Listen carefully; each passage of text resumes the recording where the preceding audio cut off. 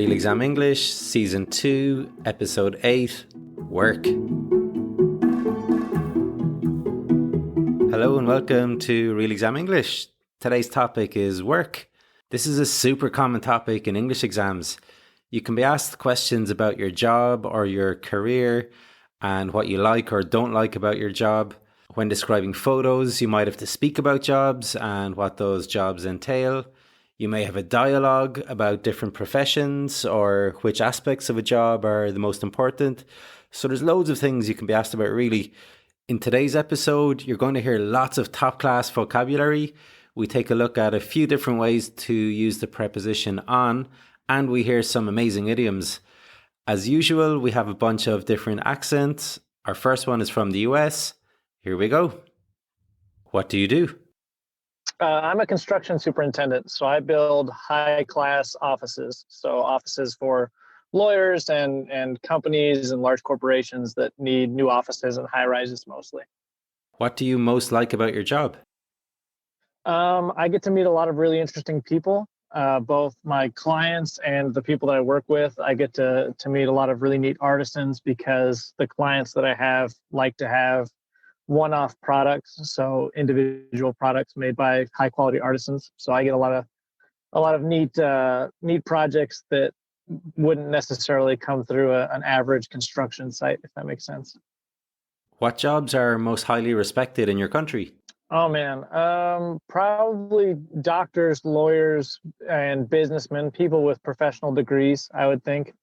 Kind of the same ones that I think kind of are respected internationally as well. People that have sought out education and self-improvement, I think, are typically fairly well respected.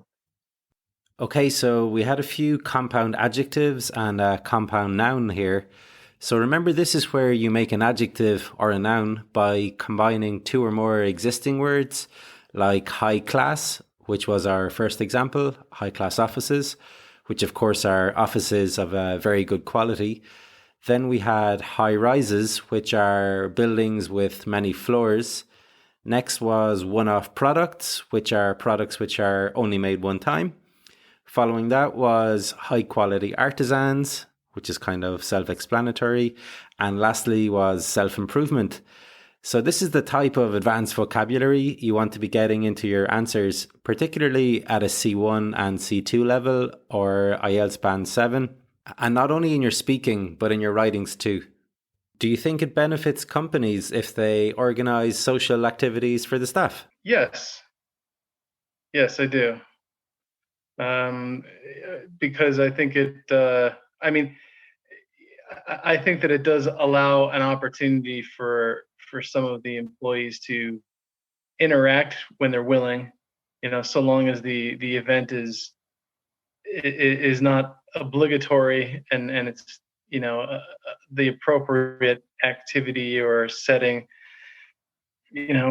for people to enjoy themselves. It's been my experience that the presence of alcohol usually facilitates that being a little bit more fun, depending upon the environment. But that always helps, I feel like. Would you mind a job which involves some evening work?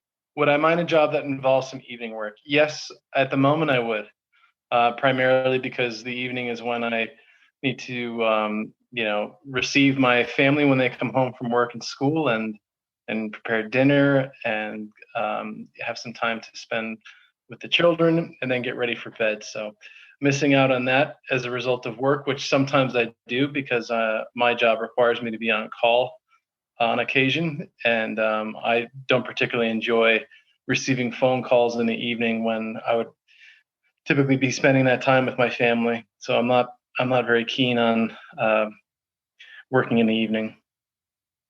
We're going to focus on the preposition on here, as we heard it used in lots of different ways. Firstly, we heard depending upon.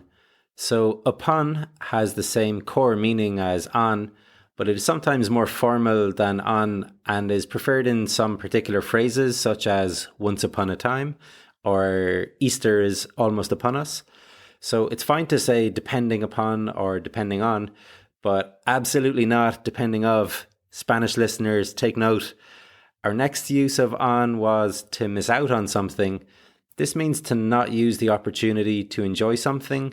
Like, we didn't have a computer when I was a kid, and I feel like I missed out on a lot. Then we had to be on call, which is used to describe when somebody who works, like a doctor or perhaps an IT worker, has to be alert and available to come back into the workplace in the event that they are needed. Next up was on occasion, which is a nice way of saying sometimes, but not often. And the last on we had was to be keen on something, which means you like doing it. For example, I am not keen on cleaning the toilets. Would you prefer to work for a small or a large organization? That kind of question, I think, is an interesting one, because I think it really depends on the individual. Some people are very suited to working for large organizations.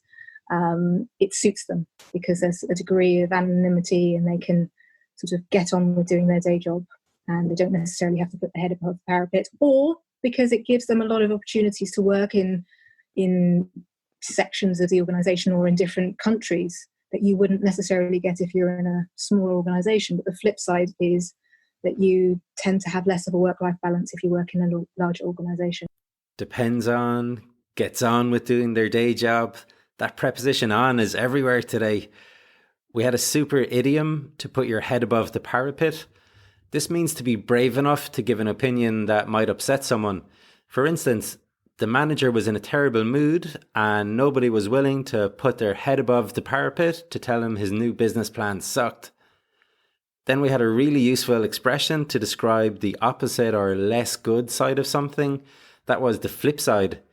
You could use this anytime you're asked to talk about the advantages and disadvantages of something, which is quite common in English exams. I'm thinking in a dialogue in particular, it would be good. Like if your partner says something is positive, you could respond with, that's true, but the flip side is that blah, blah, blah, blah. Really handy and easy to use, that one. For copies of the transcripts, please go to the Real Exam English webpage. That's realexamenglish.com. You can also find information there about classes. There are group classes for B2 and C1 levels, and individual classes are available also. What do you least like about your job? I least like... this is a bit controversial. I hope they don't hear it. But because it's a bunch of women working in a library, maybe they've got nothing better to do than gossip. So I think the worst thing about my job is gossip. So, which in turn can change into bitching. So it's not just gossip, it's bitching as well. And you have your favourites and you have your people you can confide in and blah, blah, blah. And then you know that people are talking about you, or maybe you're talking about someone else. And unfortunately, that's just what comes with working in a team of women. So yeah, gossbagging or gossiping or bitching or whatever you want to call it, that is the worst thing about my job. Is there a particular job you think deserves to be highly paid? Yeah, mine. No, mine's pretty easy, so it probably doesn't need to be highly paid. Nursing, I guess. Nurses should be paid more, I think. Who else? Like people that help society, I guess, and the community. Probably like social workers, carers, any job like that, really, you know, kind of like, I guess with COVID as well at the moment, with the nurses being on the front line and kind of putting their asses on the line, if you will, they should be getting paid loads and loads of money because, they're just taking care of the whole world, basically. A couple of great expressions here. The nurses being on the front line. So this means that they are in a position where they are exposing themselves to risk or danger. And then they're putting their asses on the line is a variation of the same thing, but of course more informal. Two awesome expressions there. What do you do? I am a communications freelancer working in the sustainability sector. So I help companies who want to communicate credibly, no greenwashing, by helping non-native speakers who have written in English to improve it, by doing social media training, writing websites, working with journalists, etc. What do you most like about your job? I really like the flexibility of my job. I have lots of different types of clients, from companies to trade associations to NGOs. And I really like the fact that I feel like I'm making a difference in my career, because I'm not just doing straightforward communications for anyone.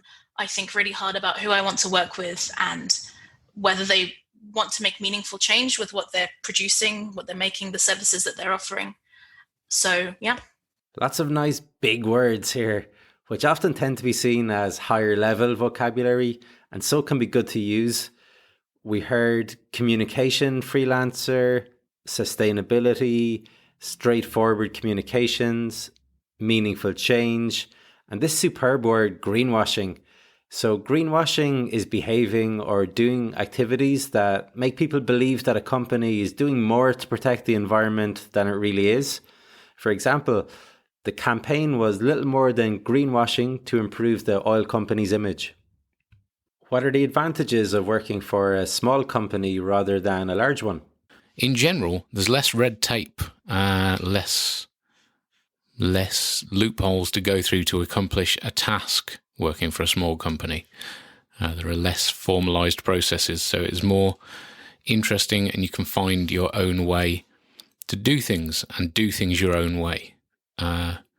Disadvantages being that you don't have the financial clout often of a large company, so when dealing with other companies, you don't get as good a deal on things, and you can't negotiate better discounts, etc., etc. There are swings and roundabouts. Do you think people will spend a longer or shorter time at work in the future?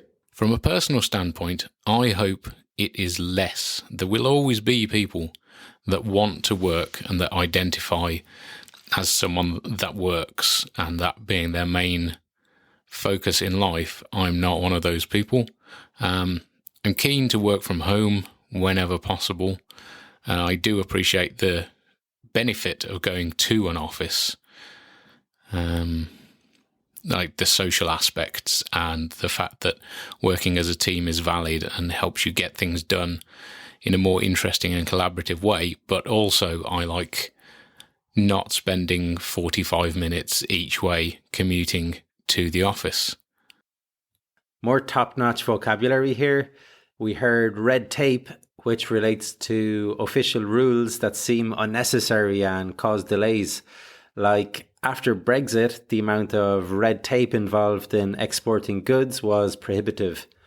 Then we heard clout, which is power and influence. In our example, it was financial clout. Or you could say, despite being king of the country, he doesn't really have any political clout. Then at the start of the second answer, we heard yet another great way to express your opinion, and that was from a personal standpoint. We've heard so many similar expressions in previous episodes, but that's a really nice one to finish off with today, from a personal standpoint. Okay guys, that's about all. Some really impressive answers today. Hopefully you picked up a few nice words and expressions that you'll be able to use. Remember that when you learn new language, it's really important to use it soon after you learn it. A great way to do this is to do a writing. So to practice today's vocabulary, for instance, you could write about the advantages and disadvantages of your current job. Or if you don't work, you could write about your dream job. Alternatively, if you have someone you can speak with, then make a note of a handful of expressions or words that you want to practice and try to get them into your next conversation. As we said before, guys, you got to use it or lose it. Okay, folks, if you like the podcast, it would be great if you could click like and subscribe on Spotify, Apple Podcasts, Google Podcasts, or wherever you listen. And if you're looking for classes to prepare for an exam or just for general English, then give me a shout on the contact details on the Real Exam English webpage. Thanks very much for listening today. All the best. Trevor.